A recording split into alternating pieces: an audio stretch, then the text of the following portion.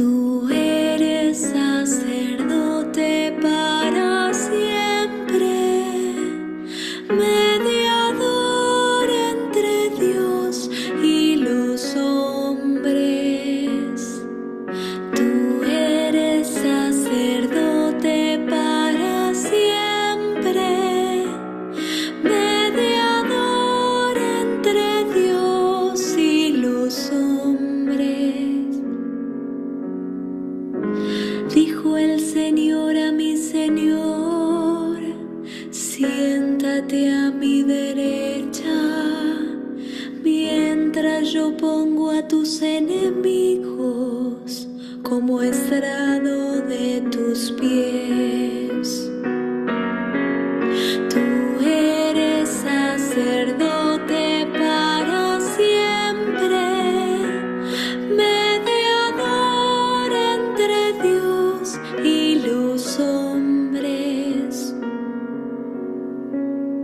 El Señor extenderá el poder de tu cetro, domina desde Sión en medio de tus enemigos.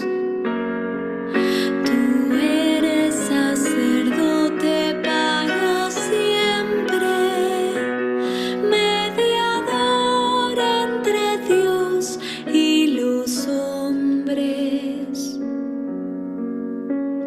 Tú eres príncipe desde tu nacimiento, con esplendor de santidad. Yo mismo te engendré como rocío desde el seno de la aurora. Tú eres sacerdote para siempre, mediador entre Dios y los hombres. El Señor lo ha jurado y no se retractará.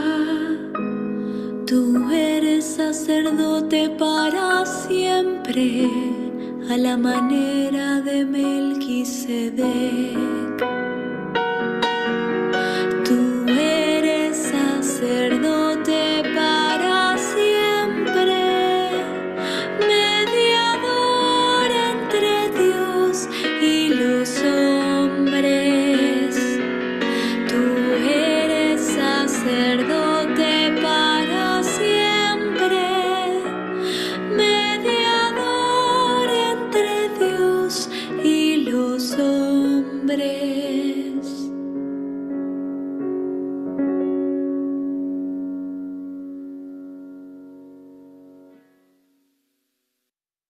Hola, buenas noches.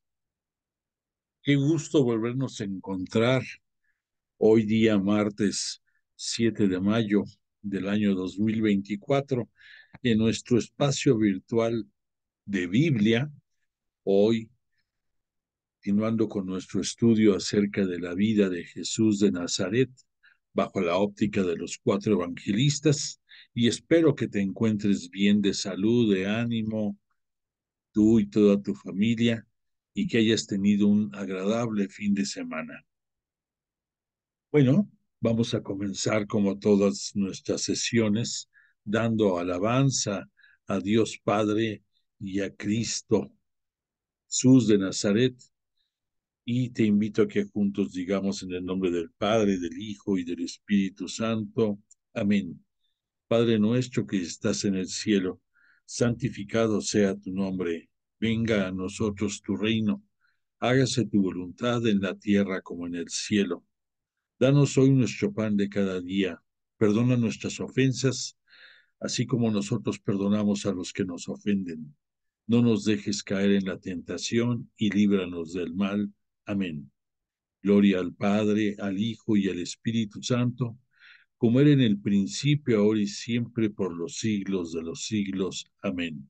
E invocamos al Espíritu Santo y decimos: oh Espíritu Santo, don de Dios y fuerza de lo alto, fuente de agua brotante de vida eterna, desciende y mora en nuestros corazones. Haznos verdaderos adoradores del Padre. Condúcenos a la plenitud de la verdad y transfórmanos en testigos de Jesús para llevar su nombre hasta los confines de la tierra. Amén. Bueno, pues eh, como todas las sesiones, invocamos la misericordia divina y pedimos también que tengamos el, la compañía entre nosotros de Jesús de Nazaret y el Espíritu Santo para que nos ayuden a dimensionar correctamente todos los conceptos que Dios Padre, a través de las enseñanzas del Evangelio, de la Buena Nueva que Jesús nos vino a enseñar, las comprendamos y les demos la exacta dimensión para que podamos ser útiles, a a la misión que Él encomienda a todos los bautizados. Por eso es nuestra petición de esta noche el que como bautizados, como miembros de la Iglesia Cristiana Católica, podamos entender cuál es nuestra participación dentro de la misión que Jesús, poco antes de ascender al cielo, va a dejar para todos los bautizados. En ese momento se dirige exclusivamente a sus apóstoles. Y la palabra apóstol, sabemos nosotros estudiosos de la Biblia, que significa misión. Y entonces la misión que les encomendó a sus apóstoles fue el de bautizar en el nombre del Padre, del Hijo y del Espíritu Santo a todos los integrantes de la nueva Iglesia Cristiana Católica que Jesús de Nazaret fundó. Y por otra parte, el llevar su palabra hasta los confines de la tierra. Y la lectura, la oración que hacemos en cada sesión de invocación al Espíritu Santo hoy tiene una connotación muy importante, hoy y la próxima semana, que vendrá el fin de la Pascua con la celebración de la festividad de Pentecostés. Que recordemos que en Pentecostés va a ser la fundación de nuestra Iglesia Cristiana Católica. Ese día es cuando, de acuerdo a la narrativa de Hechos de los Apóstoles, va a ser el día en que nace para todo el mundo la Iglesia Cristiana Católica. Pero nosotros, con el devenir del tiempo, como va pasando todos los de una generación a otra, hemos llegado a entender por tradición, por magisterio y por leerlo en los evangelios, que nosotros como bautizados también fuimos investidos como sacerdotes, como reyes y como profetas, y que también debemos de participar en la misión de expansión de la iglesia. Cada quien en de acuerdo a los carismas y a los dones que en él afloren de manera distinta, pero todos comprometidos en un solo afán, en una sola tarea, que es llevar la palabra de Dios hasta los confines de la tierra. Entonces, que el Espíritu Santo nos prepare a todos nosotros para que dentro de unos cuantos días más participemos así eh, comprometidos, disfrutando el que somos miembros de la Iglesia Cristiana Católica, la única que fue fundada por Jesús de Nazaret y de la cual tú, tu servidor y todos los demás del grupo que tomamos nuestra clase de Biblia, formamos parte de ella.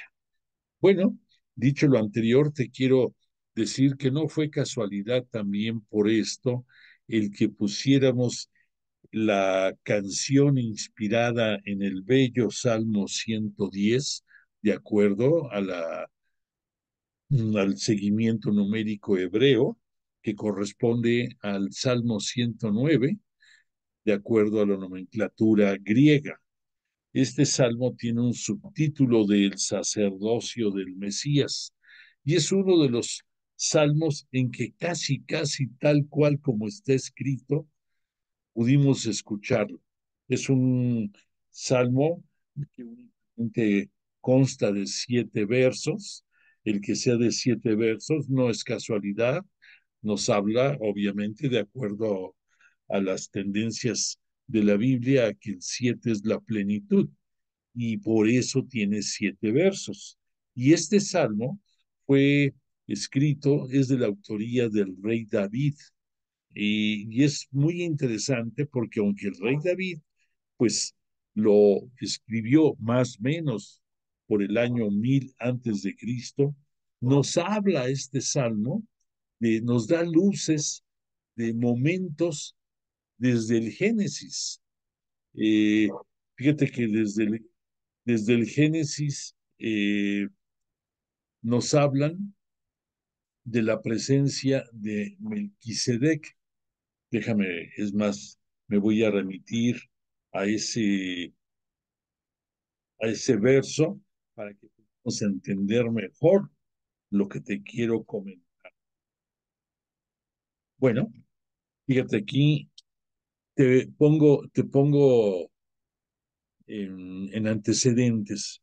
En el Génesis, en el capítulo 12, nos habla de que Abraham, eh, sin condición alguna, con una fe determinante,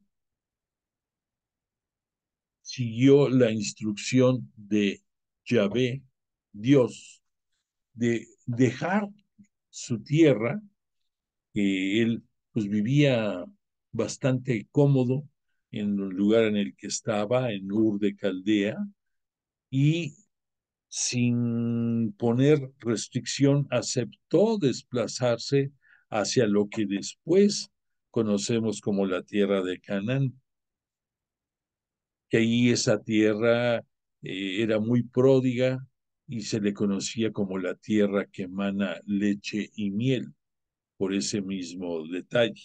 Bueno, entonces el Génesis nos cuenta que parte este Abraham y consigo va Lot, su sobrino, hijo de su hermano, y ellos dos formarán parte muy importante de la historia de la salvación.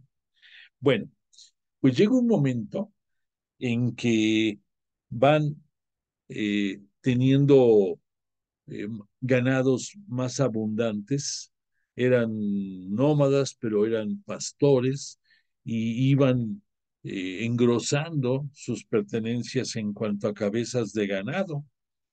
Y llega un momento en que invita a Abraham, a Lot, a que se dividan y que cada quien escoja una porción de tierra rumbo a Canaán para que en ellos se asienten, que dejen de ser nómadas y que se asienten. Entonces este Lot, él decide irse más o menos hacia la ubicación de Sodoma, que también lo conocemos por su triste historia bíblica. Y en el caso de Abraham, él se queda en lo que va a ser cercanías de Canaán.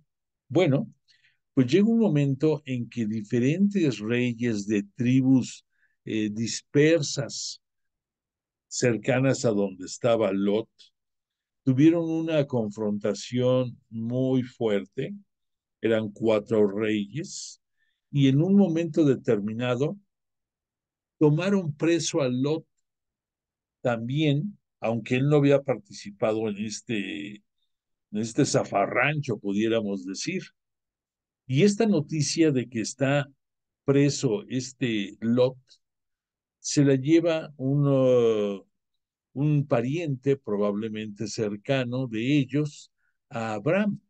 Y entonces Abraham, pues con decisión y con arrojo, reúne fuerzas dentro de lo que ya era la, la tribu o el pequeño pueblo que ya iba formando en este desplazamiento hacia Canaán.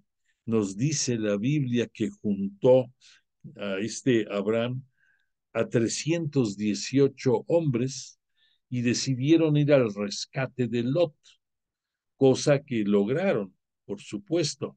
Y además no solamente rescataron a Lot, sino que vencieron también a esos reyes que se estaban rebelando.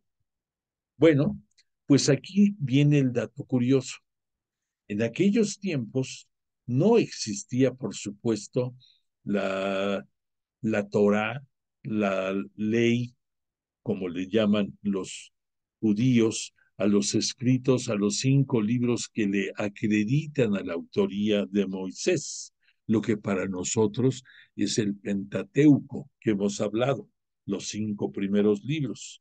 Bueno, pues en esa Torá para los judíos, hasta que llegue este Moisés y que lleve al pueblo prometido hacia la tierra de Canaán, ya próximo a los tiempos a que va a desaparecer este Moisés, Moisés deja varios escritos. Uno de ellos es el libro del Levítico. Y ese libro, su nombre, te dice en gran parte su contenido, habla de las potestades y de la reglamentación de lo que va a ser los futuros sacerdotes que van a dirigir el culto de los judíos hacia Yahvé, Dios. Y entonces ahí queda establecido que de las 12 tribus que con el tiempo se van a ir eh, formando más específicamente, hay una de esas tribus que es de la tribu de Leví, de ahí viene el nombre del Levítico. Y entonces esa tribu va a ser de la que van a venir los consagrados al culto dentro del judaísmo y muy específicamente de la familia de Aarón, de ahí van a venir lo que van a ser los sacerdotes del futuro templo de Israel. Bueno, pues aquí lo interesante de esta narrativa que te estoy presentando es que no había, no había un precedente con relación al sacerdocio, pero este Abraham tuvo el detalle que después se volvió, pudiéramos decir, una ley de dar un diezmo, de dar una parte de las ganancias que había obtenido por la victoria en esta guerra. Y hay un personaje que no aparece para nada antes de este momento, que es Melquisedec. Tú lo escuchaste en la narrativa de este salmo. Bueno, este Melquisedec, él era rey y sacerdote. Era rey de la población de Salem, que muchos lo ligan con la futura Jerusalén. Entonces, este Melquisedec, además de ser rey de Salem, menciona la Biblia, lo menciona eh, en este capítulo 12, que perdóname, no, sí, en el capítulo 12, que además de que le entrega a Melquisedec este diezmo de lo que ganó, este Melquisedec era sacerdote del Altísimo, nos cita, y él celebraba culto con pan y vino. Entonces, esto es algo eh, muy especial, porque es el primer la primera evidencia narrada en la Biblia de un sacerdote del Altísimo. El Altísimo es Yahvé, Dios, para todos nosotros y también para los judíos. Entonces llama mucho la atención que en ese tiempo, recordemos que este Abraham, estamos hablando como de 1850 años antes de que viniera Jesús a este mundo. Y hay una diferencia de 600 años con relación a Moisés. Sin embargo, aquí se cita a Melquisedec como sacerdote del Altísimo. Hay algunos autores, algunos exégetas, como conocemos a los estudiosos de la Biblia, que piensan que probablemente Jesús estuvo en ese tiempo en la persona de Melquisedec, porque pues pudiera parecer como una extraña casualidad, pero es algo grandioso el que Melquisedec, por un lado, fuera rey, que por otro lado fuera de Salem, lo que va a ser en un futuro Jerusalén. Por otra parte, que ofrende pan y vino, al igual que Jesús el día de la cena del Señor, la víspera de cuando iba a entregar su vida en remisión de nuestros pecados, Él lo haya instituido, la Eucaristía. Y aquí está esa prefiguración de la Eucaristía.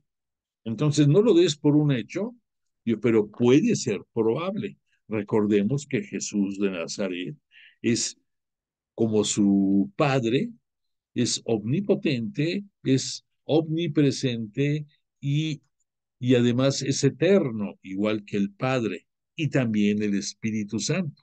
Entonces, ellos estuvieron presentes desde la formación del mundo y la creación completa y de la creación del hombre. Pero pues, llegado el tiempo de la plenitud, cuando Dios Padre decidió, desde antes de que formara el mundo, ya estaba predicho cuándo iba a ser el tiempo de la plenitud, y es cuando Él nos envía a Jesús de Nazaret aquí a la tierra. Y cuando el unigénito, que es el propio Jesús de Nazaret, toma la configuración humana como nosotros y sin dejar nunca de tener su divinidad celeste, por un lado, se abaja a nuestras circunstancias y condiciones carnales de tensiones, de sufrimientos, de uno más entre nosotros. Y él, como tal, va a vivir así toda su vida aquí en esta tierra y más en su ministerio público.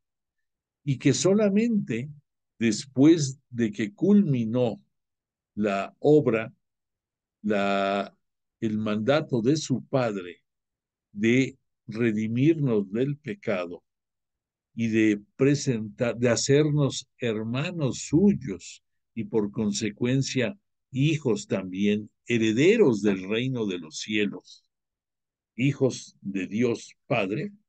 Entonces, pues vemos que hay una infinidad de tiempo entre un evento y otro.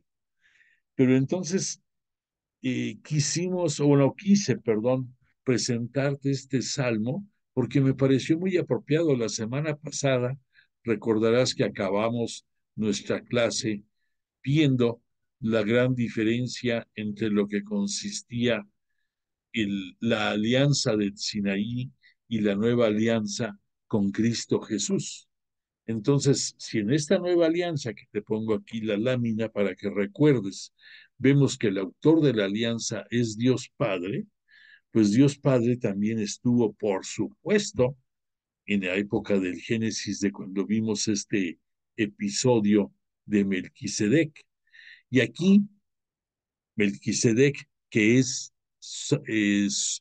que es sacerdote del Altísimo, Es la prefiguración también de lo que vino a hacer Jesús en esta tierra ese día en que instituyó la Eucaristía, en que él se volvió oferente, llámese sacerdote, en que él se convierte también en víctima cuando se abaja a hacer pecado y como tal, como pecado, entregar su vida en remisión de nuestros pecados, de toda la humanidad y de todos los tiempos. Y en tercer lugar, que esta ofrenda va dirigida a Dios, pero que Dios glorificó muy, muy fuertemente a su Hijo desde que llegó, desde que fue su encarnación en el vientre virginal de María, y va a irse fraguando más esa glorificación. Y esta noche vamos a hablar un poco más acerca de lo que se requería para tener ese título de glorificado, que es el equivalente a ser Mesías. Bueno, pues entonces todo esto va, ahora sí que junto con pegado, va de la mano para que podamos entender un poco más, para que recordemos, porque ya lo vimos dentro de la pasión de Jesús, dentro de su Pascua del Señor, que recordemos que la Pascua, como te muestro aquí en este libro, en esta portada, lo constituye, lo constituye la cena, la última cena, la pasión que vivió Jesús en el huerto de Getsemaní y en su doloroso eh, proceso manejado para condenarlo a muerte y por supuesto en su muerte en cruz, y que después de haber sido sepultado y gloriosamente resucitado al tercer día, va a culminar la obra que su padre le asignó, que su padre le pidió por lo que vino a este mundo, y gracias a esos méritos va a ascender a los cielos para ser glorificado. Y ya nada más rematamos el comentario, tuviste en la narrativa de este salmo que menciona que está a la derecha de Dios Padre, como tú puedes identificar en cualquier estampa que ves de monarcas europeos o de otros lugares en que invariablemente está sentado el rey y a su derecha está sentado el príncipe o el heredero. Entonces, en este salmo vimos esa descripción, vimos también que habla del cetro. El cetro es ese especie de bastón corto que tiene el rey y el príncipe y que denota su aristocracia. Y aquí en este salmo lo que nos viene a decir es que en los tiempos de la parucía, quien vendrá a juzgar a todas las naciones es Jesús. No es Dios Padre el que va a venir, sino es Jesús, con todo el honor, con toda la gloria. Por lo tanto, otro de los ingredientes de la glorificación es que con eso se inician los tiempos escatológicos, que son los últimos tiempos de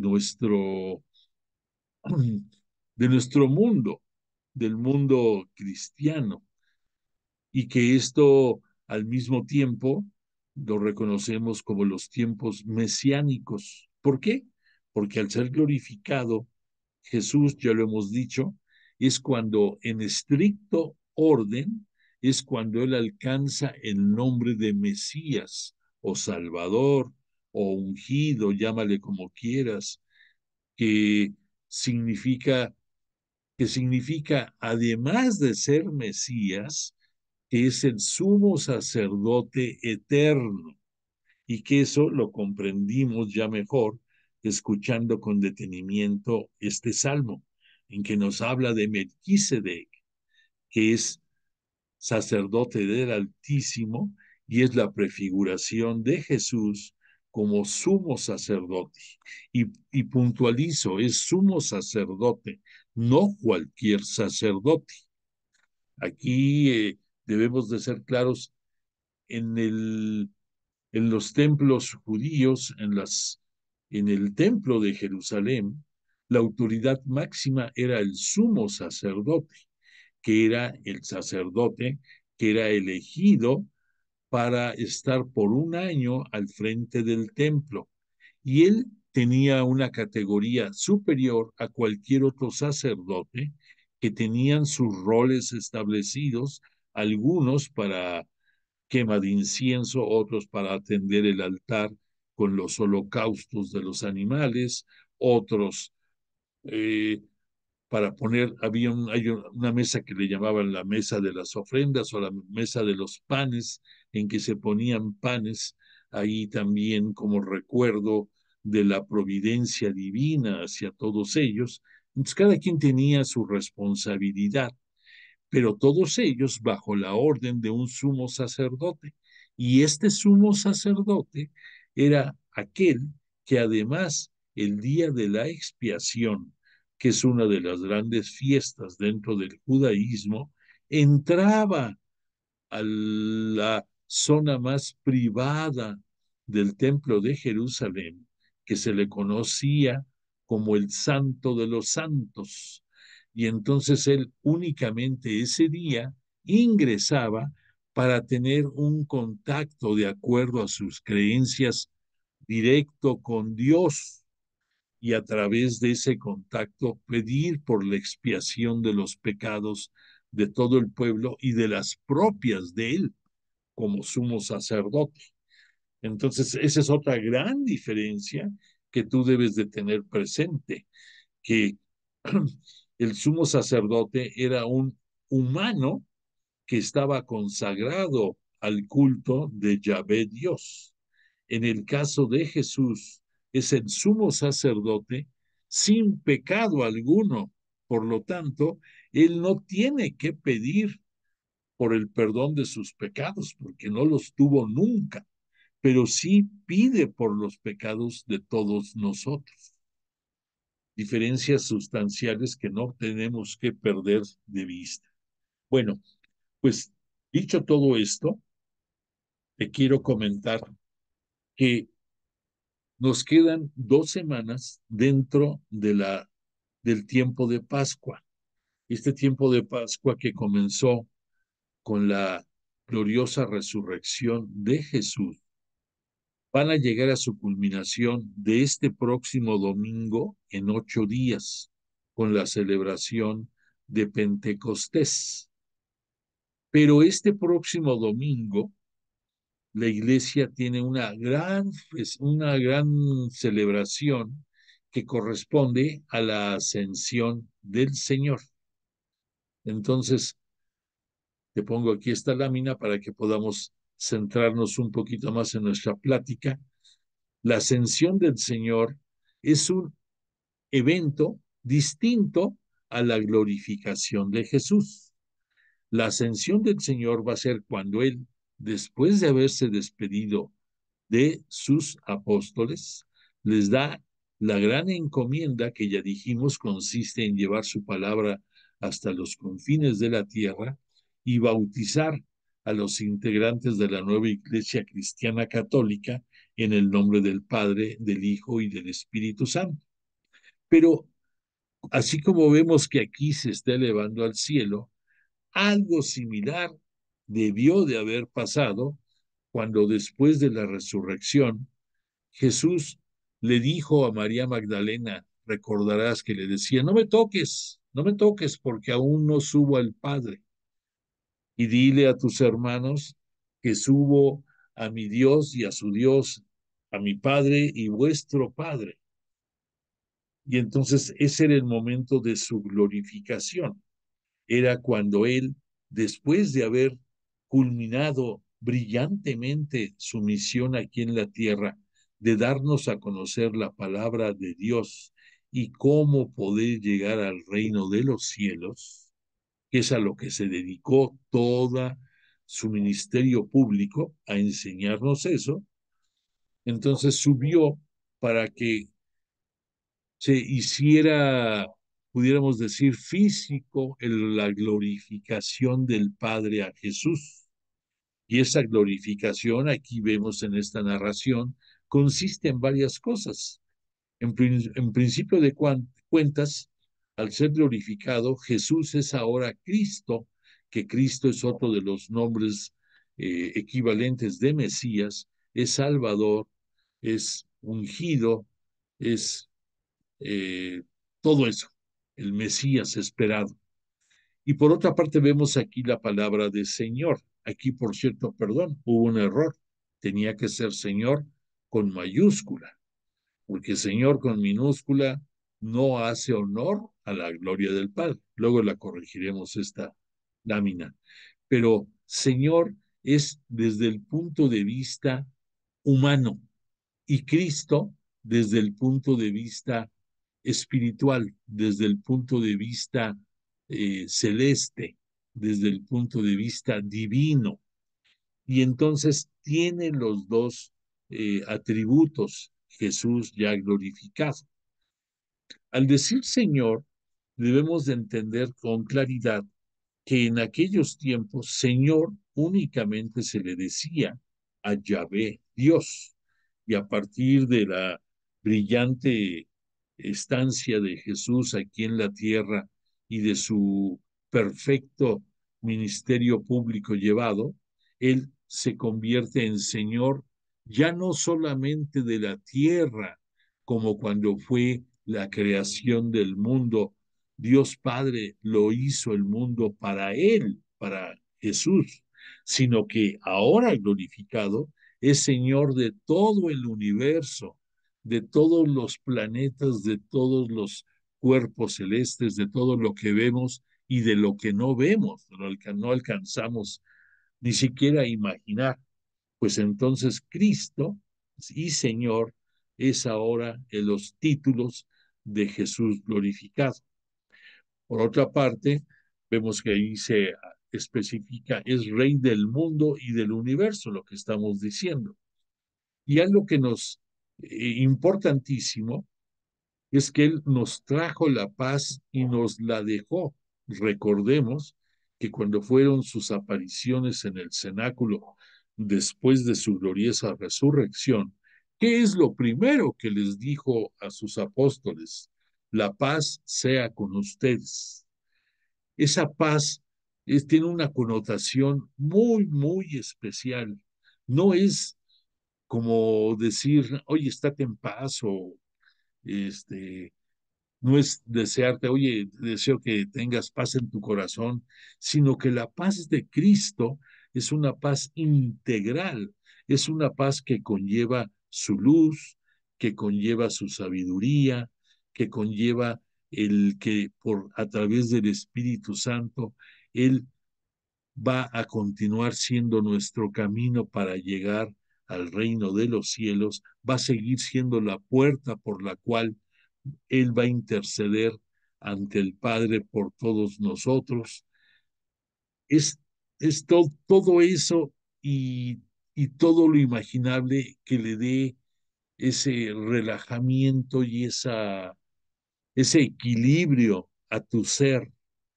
Y en parte por eso se dice que el reino de los cielos lo vivimos desde este mundo y lo vivimos para los que podemos aspirar a estar en paz y los que la tienen dichosos, bienaventurados, porque eso es vivir el reino de los cielos aquí en la tierra, estar en paz, vivir esa paz que Cristo nos deja.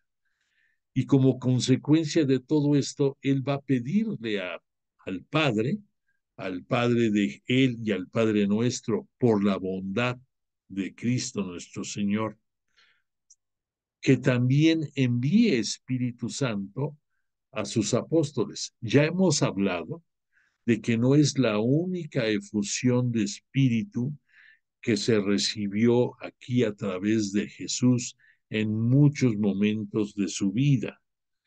Y también para recordarte nada más cuando fue el bautismo de Jesús en el Jordán y que se rasgaron los cielos y en forma de paloma el Espíritu Santo se dejó ver, y esa teofanía, esa presencia de Dios Padre cuando le dijo a Jesús: este es mi Hijo amado en quien yo me complazco, y que después posteriormente vimos cuando fue también la teofanía de la transfiguración, cuando Jesús está al lado de Elías y de Moisés.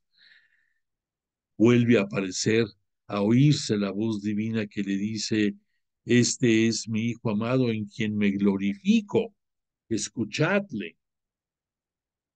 Y entonces son momentos en que ese espíritu se siente en el ambiente, se siente, se percibe. Pero este Jesús de Nazaret, en los momentos en que va a partir, lo va a enviar, le va a pedir a su Padre que el Espíritu Santo que le va a otorgar, no en pago, sino como una parte integral de su gloria en el cielo, ese mayor cantidad de Espíritu Santo, por la bondad de Cristo le va a pedir a su Padre que la envíe a los apóstoles el día de Pentecostés, y lo van a recibir ahí en el cenáculo. Y vamos a ver, entre otros puntos ahorita, a recordar la importancia de ese Espíritu Santo prometido y su significado. Y por otra parte, vamos, aquí cerramos esta lámina poniendo que la glorificación de Jesús es por haber obedecido a Dios Padre en su plan de salvación y cumplir su voluntad. Son dos cosas trascendentes por las cuales Él fue glorificado, porque obedeció a Dios Padre hasta las últimas consecuencias. Por eso entregó su vida en remisión del pecado. Por eso Él aceptó, aún pasando por el dolor, pasando por la ignominia, pasando por todo lo que vimos que Él padeció en su pasión. Él, y con, con toda angustia, le pedía a su Padre, postrado en el suelo del huerto de los olivos, ahí en Getsemaní, le decía: Padre, si se puede pasar esta copa. Recordemos que la palabra copa es el sinónimo de un momento trágico dentro de la vida en esos tiempos, así se decía. Pero dice: pero que no se haga mi voluntad, sino la tuya. Entonces entendemos al alcance perfecto de que los méritos que alcanzó en su ministerio público aquí Jesús en este mundo, lo hicieron pues merecedor con toda justicia de esa glorificación de parte del Padre. Bueno, entonces quiero recordarte, porque ya lo estudiamos, pero quiero recordarte a nivel discípulo, para nosotros, en dónde parte ese concepto de la glorificación de Jesús, para que nos quede perfectamente claro. Y te recuerdo que el día de la cena del Señor, la víspera de cuando Él iba a padecer su muerte en cruz, Él dirigió a sus apóstoles, estando reunidos en el cenáculo, les dirigió unos discursos que los conocemos nosotros como los discursos de despedida. Y aquí tenemos una lámina que nos recuerda más o menos cómo fue el momento histórico que conllevó también, además de la institución de la Eucaristía y además de que Jesús instituyó el sacerdocio y que desde ese momento Él se convirtió en sumo y eterno sacerdote. Vemos que esos discursos de despedida, como le llama así el apóstol, el evangelista, y también apóstol. Juan, él dividió en tres estos discursos. El primer discurso arranca desde el capítulo 13 y va a tocar varios puntos, principalmente el mandamiento nuevo del amor, Jesús camino para ir hacia el Padre, la promesa del Paráclito, del Espíritu Santo y la paz de Jesús. En un segundo discurso, que también lo pronuncia ahí mismo, nos va a hablar de la vid y los sarmientos, los efectos de la permanencia nuestra dentro de Jesús.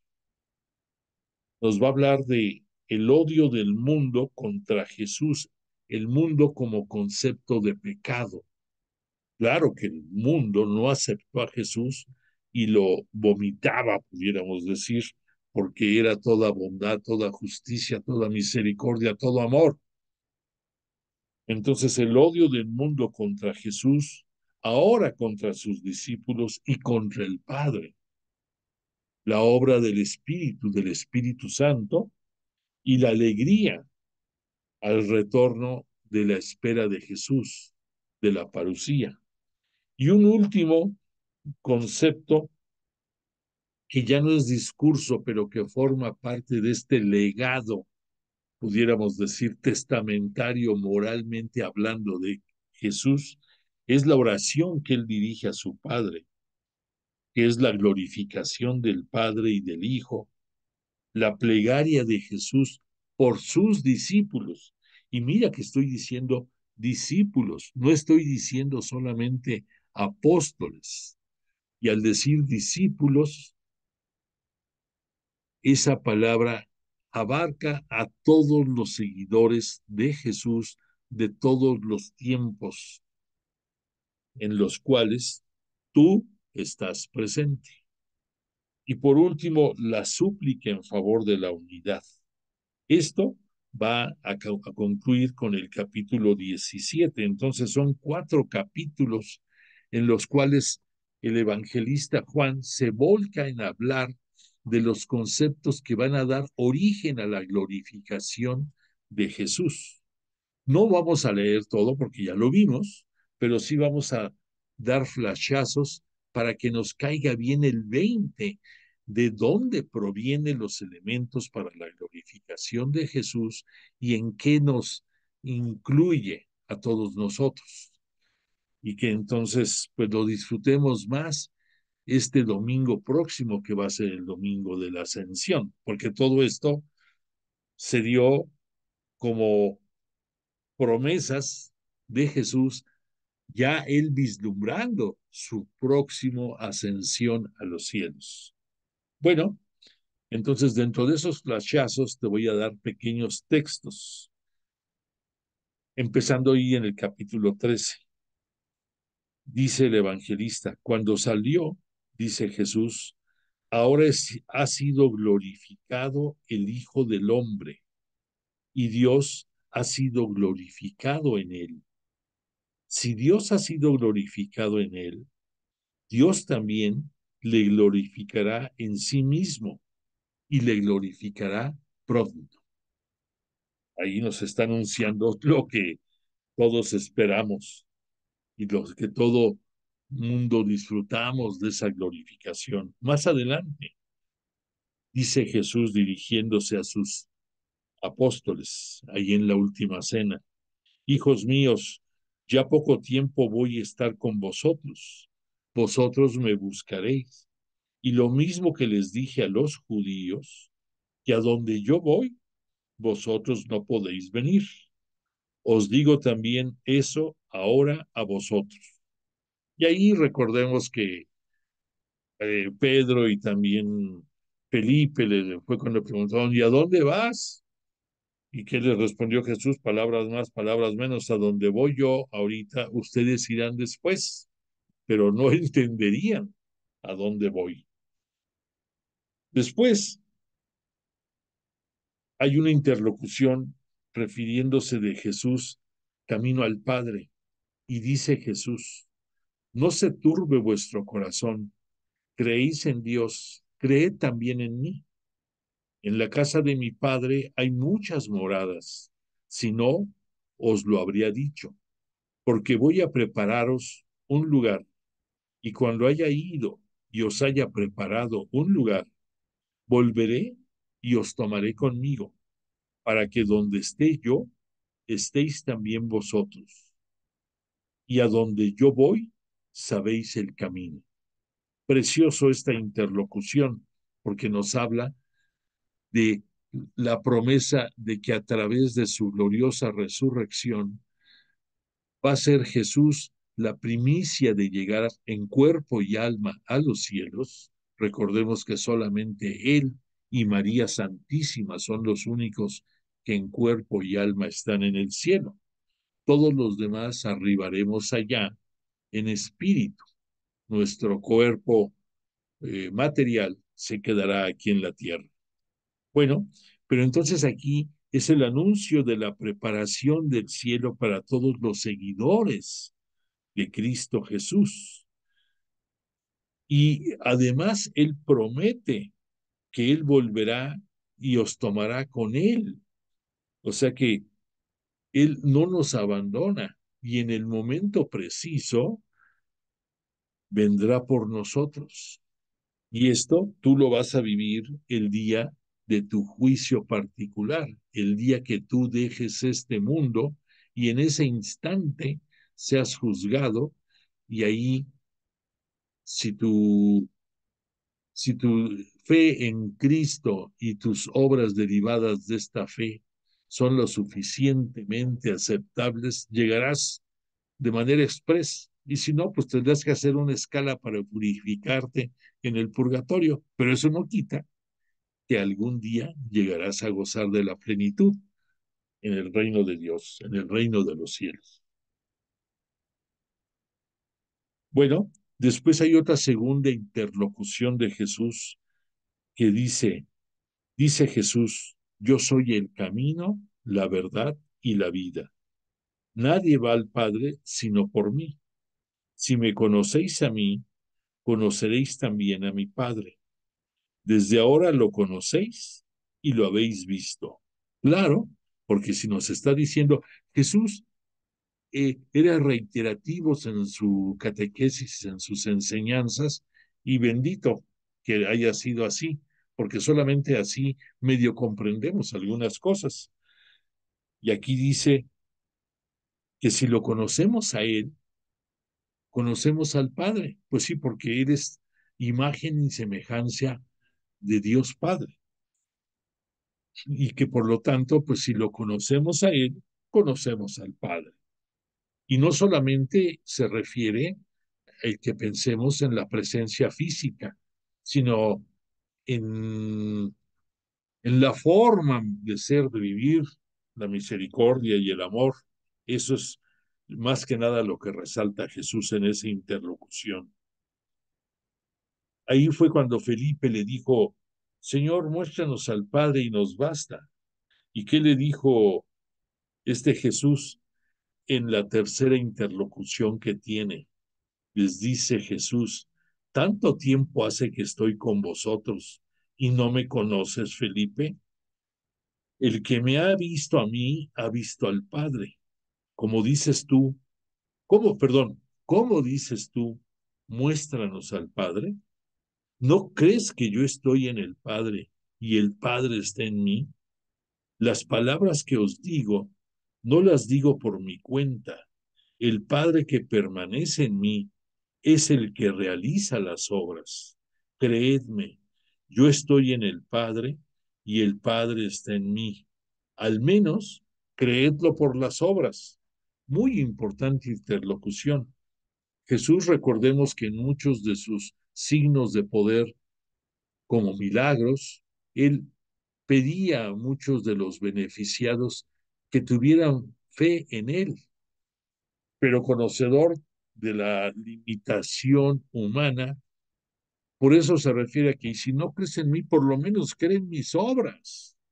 Y estas obras Jesús las hacía por el poder que recibió del Padre y por la y y el que los hacía era el Padre a través de Jesús de Nazaret. Entonces, por eso esta interlocución es muy importante. Ya conocemos a Jesús y por él conocemos al Padre y ahora nos recalca que todo lo que él hizo en su ministerio público fue porque realizar las obras que su Padre le pidió. Y además, recordemos que todo lo que nos vino a enseñar por su palabra fue lo que Dios mismo le pidió que nos diera a conocer. Y eso en pocas palabras es cómo llegar al cielo. Y recordemos algo, adicional también, que esa fe que pedía Jesús en sus obras es lo que nos debe de sostener a todos nosotros, porque por fe tenemos los elementos para ser redimidos, los que creemos en Él. Pero Él nos va a dejar, como vamos a ver aquí un poco más adelante, el mandamiento del amor y espera que le demos acción a esa fe en amar a nuestro prójimo como Él nos ama a nosotros. Muy importante. Bueno, y otra cosa importantísima que aprovecho que Jesús, que nos habla de que hacía lo que hacía el Padre, te recuerdo la importancia de que algunos dudan o ponen en tela de juicio el por qué Jesús oraba tanto a su Padre. Dicen, pues si Él es Dios, ¿qué necesidad tiene de estarle orando al Padre? Pero es importantísimo que no pierdas tú la óptica de que Jesús asumió la esencia humana igual que nosotros y por lo tanto él necesitaba, además del contacto con su Padre, necesitaba la protección, el poder, la misericordia, la mansedumbre, la paciencia, todo de su Padre. Entonces, por esa razón, él oraba. Y eso es algo bellísimo que nos dejó a todos nosotros, que podemos tener comunicación inmediata con Dios Padre a través de la intercesión de Jesús, y no como cuando hablamos del sumo sacerdote judío, que solamente una vez al año tenía ese contacto. Gracias a Jesús de Nazaret, en la nueva alianza, ahora podemos tener contacto inmediato y cuando tú quieras con Dios Padre, a través de la intercesión de Jesús y por el poder del Espíritu Santo. Después dijo Jesús, en verdad os digo, el que crea en mí, hará él también las obras que yo hago, y hará mayores aún, porque yo voy al Padre, y todo lo que pidáis en mi nombre, yo lo haré, para que el Padre sea glorificado en el Hijo. Si me pedís algo en mi nombre, yo lo haré. Esto es una gran enseñanza para sus apóstoles y para todos sus seguidores. Si tú le pides algo a Jesús, confía en que Él te lo dará. Si es su voluntad el que tú lo obtengas por la sabiduría que Él tiene, Él sabe lo que te conviene a ti. Y muchas veces, tristemente, luego no corresponde a lo que tú quisieras. Pero no condiciones jamás tu fe o tus creencias a que satisfagan tus deseos de que se haga algo o que obtengas algo. Tú confía en Jesús y confía en que su sabiduría es infinita y que la voluntad de Él es lo que más te va a convenir para ti y tus necesidades. Después viene el momento en que nos va a hablar Jesús del Paráclito. Recordemos que Paráclito es sinónimo de Espíritu Santo, de abogado, de defensor, de intercesor, de quien hace santos, de quien nos acompaña, de quien nos catequiza, de quien está a nuestro lado hasta el fin de los tiempos. Y Jesús dice, refiriéndose a esto, si me amáis, guardaréis mis mandamientos. Y yo pediré al Padre y os dará otro paráclito, lo que nos va a enviar el día de Pentecostés a través de sus apóstoles, para que esté con vosotros para siempre el Espíritu de la verdad, a quien el mundo no puede recibir, porque no lo ve ni le conoce, pero vosotros le conocéis porque mora con vosotros. Recordemos que el concepto de mundo aquí es refiriéndose al mundo del pecado, al mundo de la perversión, de la maldad, al mundo de Satán, al mundo del demonio, al mundo del tentador y sus obras. Bueno, y entonces cerró aquí diciendo Jesús, vosotros le conocéis al Espíritu Santo porque mora con vosotros. O sea, nos recuerda que por él, a través de Jesús y a través del bautismo, mora el Espíritu Santo en nosotros. Bueno, obviamente, recordemos que con sus apóstoles en varios momentos recibieron Espíritu Santo y sobre todo cuando fue el lavatorio de los pies, ahí en este momento de la última cena, en ese símil del agua y del servicio, Jesús también nos dejó constancia del Espíritu Santo y cómo debe operar en todos nosotros. Bueno, después Jesús empezó a hablar del retorno de Él, del retorno y de su promesa de volver. Y dice, no os dejaré huérfanos, volveré a vosotros dentro de poco.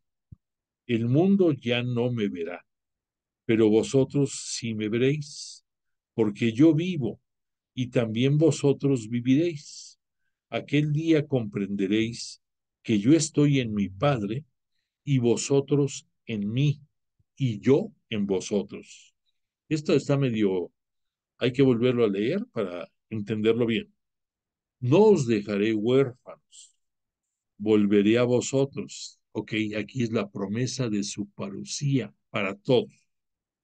Para sus apóstoles, ellos, además de la parucía, es las apariciones, que fueron 12, las que están narradas en la Biblia, que tuvo después de su gloriosa resurrección, y dentro de esas 12 hubo algunas con sus apóstoles.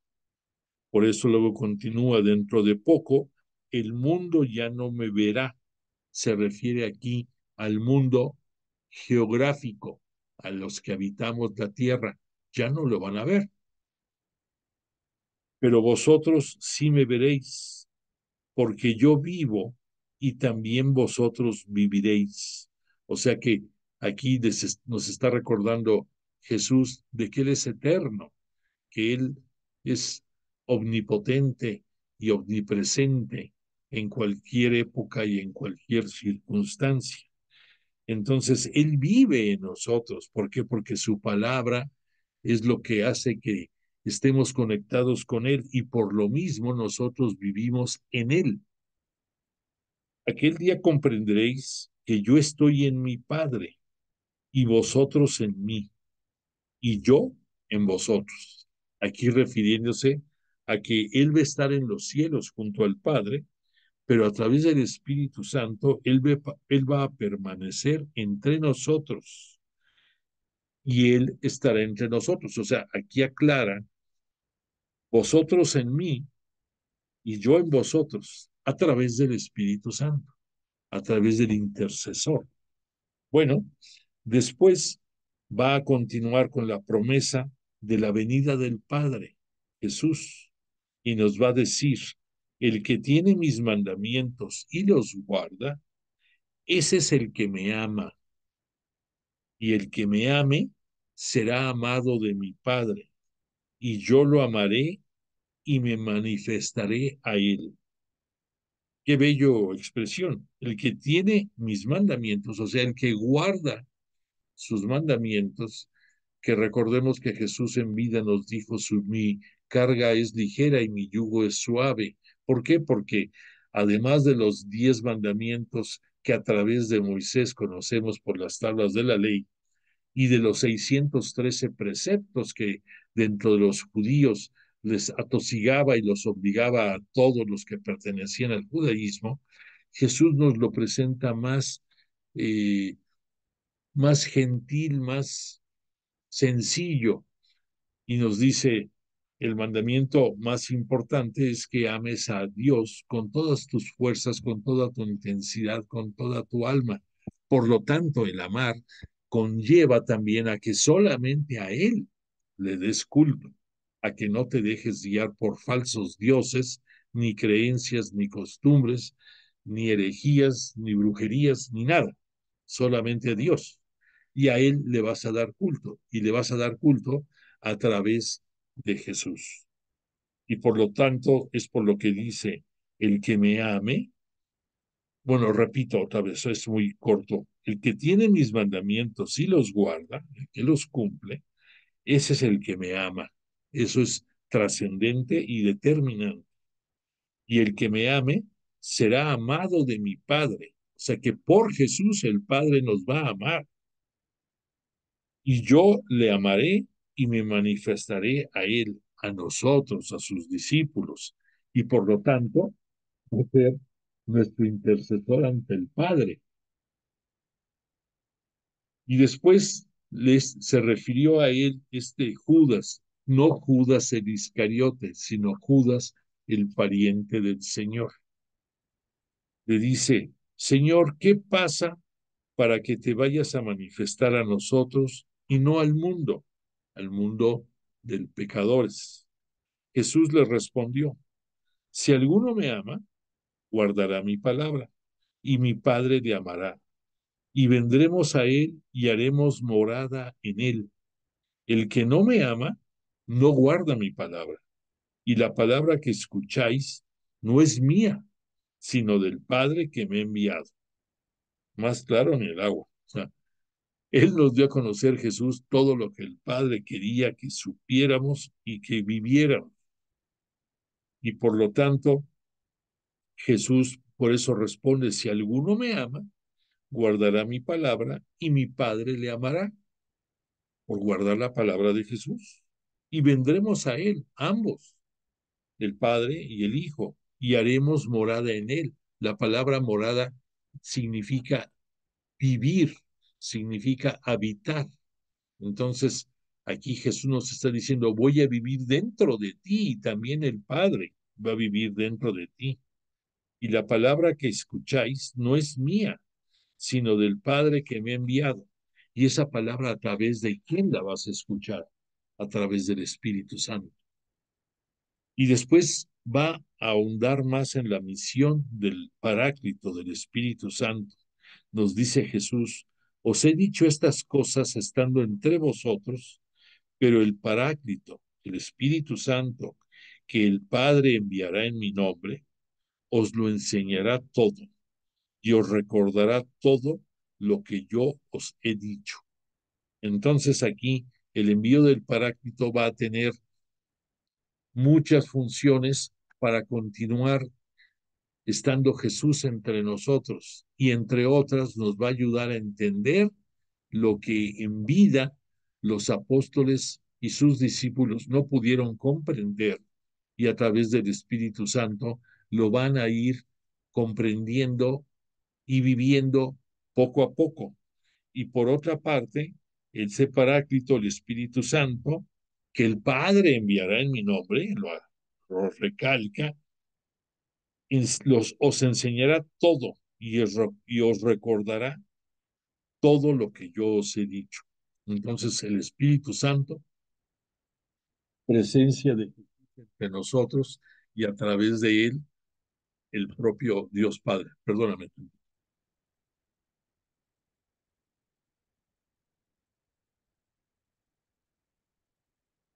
Bueno, después de esto, Jesús recalca acerca de su paz, lo que hablábamos. Dice, no se turbe vuestro corazón ni se acobarde. Habéis oído que os he dicho, si me voy y volveré a vosotros, si me amarais, os alegraríais de que me fuera al Padre, porque el Padre es más grande que yo. Entonces, nos exhorta a que aceptemos que Él va al Padre, porque ahí debe de estar, porque tiene la divinidad celeste, Jesús. Y dice después Jesús, y os lo digo ahora, antes de que suceda, para que cuando suceda creáis. O sea que Jesús tiene que volver al Padre. Ya no hablaré muchas cosas con vosotros, porque llega el príncipe de este mundo y en mí no tiene ningún poder. Fue cuando se acercaba la hora en que tenían que ir al huerto y que iba a llegar el momento en que Judas lo iba a entregar. Y dice, pero ha de saber el mundo que amo al Padre y que obro según el Padre me ha ordenado. Levantaos, vámonos de aquí. Y se fueron ya al huerto. Y ya en lo que se refiere al segundo discurso, ahí hemos estado escuchando mucho en estos días fragmentos relacionados a él. Por ejemplo, te digo nada más uno para que veas que es cierto. Yo soy la vid verdadera y mi padre es el viñador. Todo sarmiento que en mí no da fruto, lo corta, y todo el que da fruto lo limpia para que dé más fruto. Vosotros estáis ya limpios, gracias a la palabra que os he anunciado. Permaneced en mí, como yo en vosotros. Lo mismo que el sarmiento no puede dar fruto por sí mismo si no permanece en la vid. Así tampoco vosotros si no permanecéis en mí. Yo soy la vid, vosotros los sarmientos. El que permanece en mí y yo en él, ese da mucho fruto, porque separados de mí no podéis hacer nada. Si alguno no permanece en mí, es arrojado fuera, como el sarmiento, y se seca. Luego lo recogen, lo echan al fuego y arden. Estas enseñanzas las hemos estado escuchando en los evangelios de estos días, pero pues no está por demás volverlo a escuchar. Después dice Jesús, os he dicho esto para que mi gozo esté en vosotros y vuestro gozo sea colmado. O sea que ellos al gozarse en Jesús van a ser colmados de gracias y bendiciones. Continúa Jesús, este es el mandamiento mío, que os améis los unos a los otros como yo os he amado. Nadie tiene mayor amor que el que da su vida por sus amigos. Vosotros sois mis amigos, si hacéis lo que yo os mando. No os llamo ya siervos, porque el siervo no sabe lo que hace su amo. A vosotros os he llamado amigos, porque todo lo que he oído a mi Padre os lo he dado a conocer. No me habéis elegido vosotros a mí, sino que yo os he elegido a vosotros, y os he destinado para que vayáis y deis fruto, y que vuestro fruto permanezca, de modo que todo en lo que pidáis al Padre en mi nombre, os lo conceda. Lo que os mando es que os améis los unos a los otros. Nos los mostró con el lavatorio de los pies. Ahí quedó muy claro lo que debe de ser el servicio. Y continúa, si el mundo os odia, sabed que a mí me ha odiado antes que a vosotros. Si fuerais del mundo, el mundo amaría lo tuyo.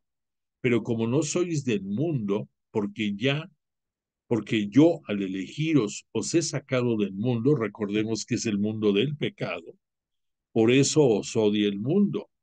Acordaos de la palabra que os he dicho, el siervo no es más que su señor. Si a mí me han perseguido, también os perseguirán a vosotros. Si han guardado mi palabra, también la vuestra guardarán. Pero todo esto lo harán por causa de mi nombre, porque no conocen al que me ha enviado. Tristemente es la realidad, o sea, por no reconocerlo como el Hijo de Dios y menos como el Mesías, pues por eso le dieron muerte. Y tristemente, pues los apóstoles también, la mayoría de ellos va a seguir el mismo camino, porque siguen a Jesús. Y dice Jesús, si yo no hubiera venido y no les hubiera hablado, no tendrían pecado, pero ahora no tienen excusa de su pecado. El que me odia, odia también a mi Padre. Si no hubiera hecho esto, si no hubiera hecho entre ellos obras que no ha hecho ningún otro, no tendrían pecado. Pero ahora las han visto y nos odian a mí y a mi Padre. Pero es para que se cumpla lo que está escrito en su ley. Me han odiado sin motivo. Aquí lo deja clarísimo Jesús, el por qué tuvo que entregar su vida. Y continúa, cuando venga el Paráclito que yo os enviaré de junto al Padre, el Espíritu de la verdad que procede del Padre, Él dará testimonio de mí, pero también vosotros daréis testimonio, porque estáis conmigo desde el principio. Y dice, os he dicho esto para que no os escandalicéis, os expulsarán de las sinagogas, e incluso llegará la hora en que todo el que os mate piense que da culto a Dios. Y esto lo harán porque no han conocido ni al Padre ni a mí. Os he dicho esto para que cuando llegue la hora, os acordéis de que ya os lo había yo dicho. O sea, tristemente, van a ser perseguidos muchos y de acuerdo a sus creencias van a pensar que están haciendo lo correcto. Y así como Jesús tuvo la misericordia de decir, estando en la cruz, Padre, perdónalos porque no saben lo que hacen, él de verdad lo decía de corazón. Él sabía que muchos no sabían lo que estaban haciendo y que lo mismo les va a pasar a varios de sus discípulos y a muchos de sus apóstoles. Y luego dice Jesús, no os dije esto desde el principio porque estaba yo con vosotros, pero ahora me voy a aquel que me ha enviado. Y ninguno de vosotros me pregunta, ¿a dónde vas? Sino que por haberos dicho esto, vuestros corazones se han llenado de tristeza. Se reconocía que la tristeza sobrepasaba a la curiosidad de preguntarle, ¿a dónde vas? Y continúa, pero yo os digo la verdad, os conviene que yo me vaya, porque si no me voy, no vendrá a vosotros el Paráclito, pero si me voy, os lo enviaré. Y dice, y cuando Él venga, el Paráclito, convencerá al mundo en lo referente al pecado, en lo referente a la justicia, en lo referente al juicio, en lo referente al pecado, porque no creen en mí, en lo referente a la justicia, porque me voy al Padre y ya no me veréis, en lo referente al juicio, porque el príncipe de este mundo, refiriéndose al demonio, está juzgado. Y dice Jesús, mucho tengo todavía que deciros, pero ahora no podéis con ello.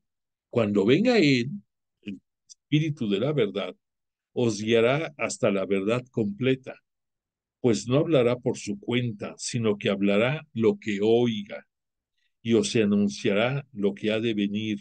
Esto de lo que oiga es lo que Dios Padre y Jesús quieran darnos a conocer a través del Espíritu Santo. Él me dará gloria, el Espíritu Santo, porque recibirá de lo mío, o sea, como parte de la Santísima Trinidad, y os lo anunciará a vosotros.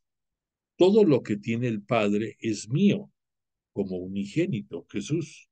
Por eso he dicho, recibirá de lo mío y os lo anunciará a vosotros. Y todo lo del Padre es de Jesús, entonces a través del Espíritu Santo vamos a conocer todo lo que nos quiera dar a conocer el Padre y también Jesús. Dice Jesús, Él me dará gloria porque recibirá de lo mío y os lo anunciará a vosotros. Todo lo que tiene el Padre es mío, por eso he dicho, recibirá de lo mío y os lo anunciará a vosotros. Y después dice Jesús, dentro de poco ya no me veréis, dentro de otro poco me volveréis a ver, lo que ya comentamos. Y después dice Jesús, andáis preguntando acerca de lo que he dicho, dentro de poco ya no me veréis, y dentro de otro poco me volveréis a ver. De verdad os digo, que lloraréis y lamentaréis, y el mundo se alegrará, el mundo del pecado. Estaréis tristes, pero vuestra tristeza se convertirá en gozo. La mujer cuando va a dar a luz está triste, porque le ha llegado su hora, pero cuando ha dado a luz al niño, ya no se acuerda del aprieto, porque el gozo del que ha nacido un hombre en el mundo, también vosotros estáis tristes ahora, pero volveréis a veros y se alegrará vuestro corazón, y vuestra alegría nadie os lo podrá quitar.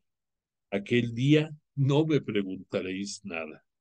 En verdad os digo, lo que pidáis al Padre, os lo dará en mi nombre. Hasta ahora nada le habéis pedido en mi nombre. Pedid y recibiréis, para que vuestro gozo sea colmado. Bueno, y ya la tercera interlocución con la que Jesús cierra, dice que ahora creéis, mirad que llega la hora y ha llegado ya, en que os dispersaréis cada uno por vuestro lado y me dejaréis solo. Pero no estoy solo porque el Padre está conmigo. Os he dicho estas cosas para que tengáis paz en mí. En el mundo tendréis tribulación, pero ánimo, yo he vencido al mundo. Se refiere al mundo del pecado.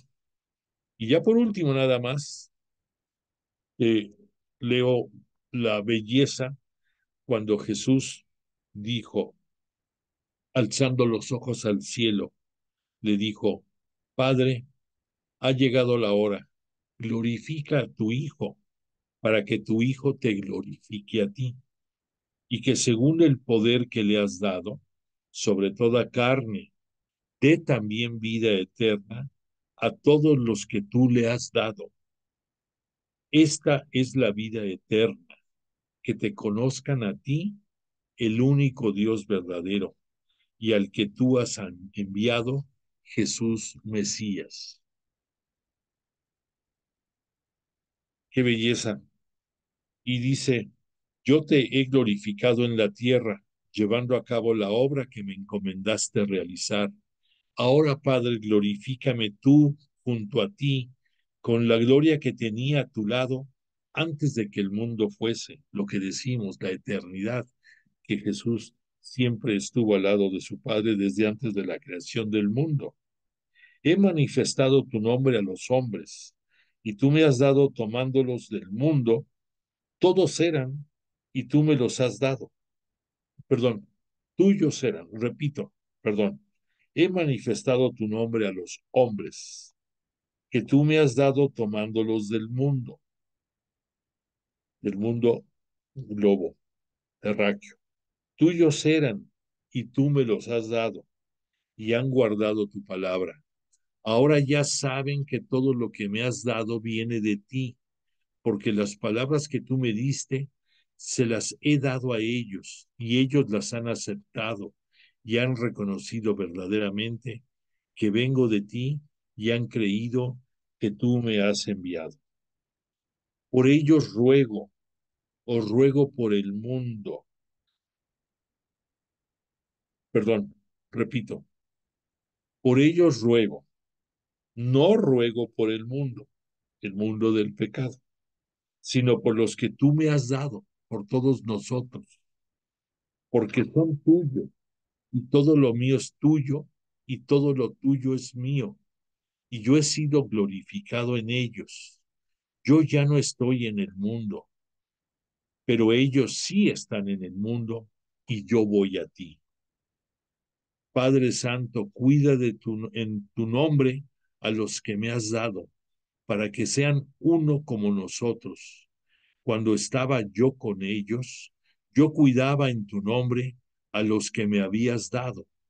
He velado por ellos y ninguno se ha perdido, salvo el hijo de la perdición, para que se cumpliera la escritura, refiriéndose a Judas.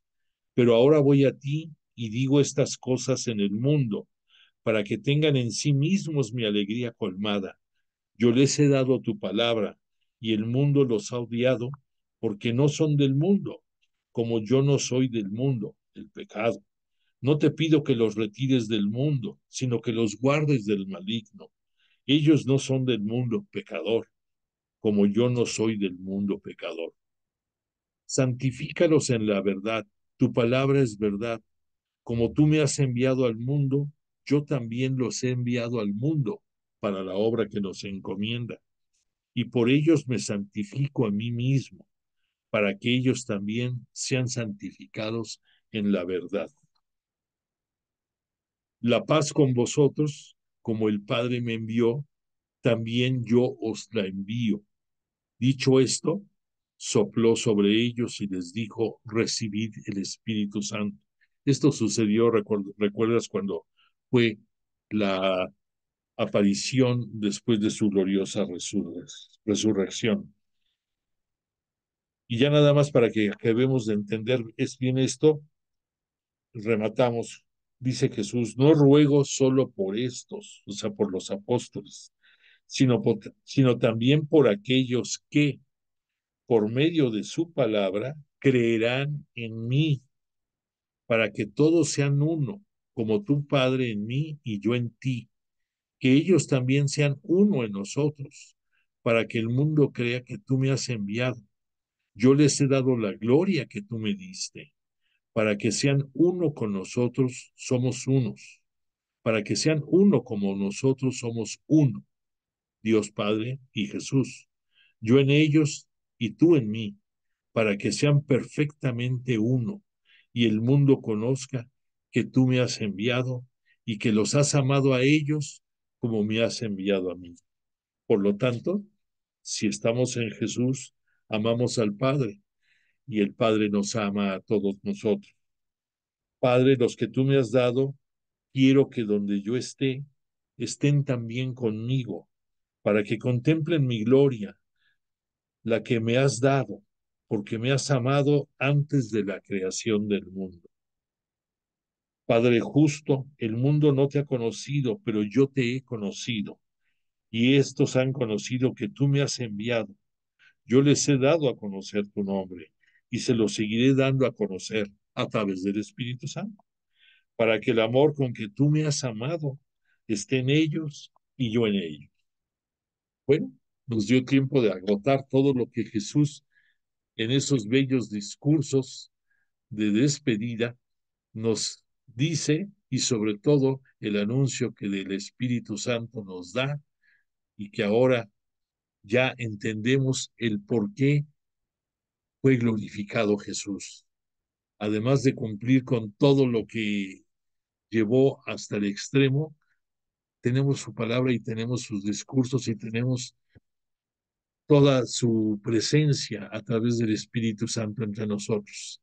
Bendito y alabado sea Él, bendito y alabado sea el Espíritu Santo y por supuesto bendito y alabado Dios Padre. Y les agradecemos que hayan estado entre nosotros esta noche para ayudarnos a entender su palabra. Agradezco tu compañía, no dejes de enviar constancia de tu presencia en esta clase y deseo que tengas una buena semana y si Dios lo permite, el próximo martes culminaremos nuestro curso llegando al tema de Pentecostés y ahí definiremos con qué seguiremos después.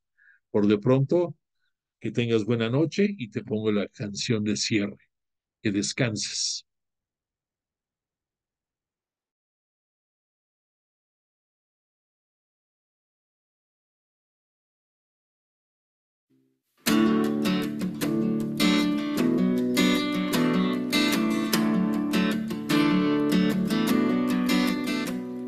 Levanten sus manos, ya llega el Mesías. Rindamos honores y glorias al que ha venido a traernos la paz. Es Dios hecho hombre presente en su pueblo, es Rey entre reyes, Señor de señores. Cantemos al Hijo de Dios. Hosana, hosana a nuestro Redentor. Hosana, hosana a Cristo el Señor. Hosana, hosana a nuestro Redentor. Hosana, hosana a Cristo el Señor.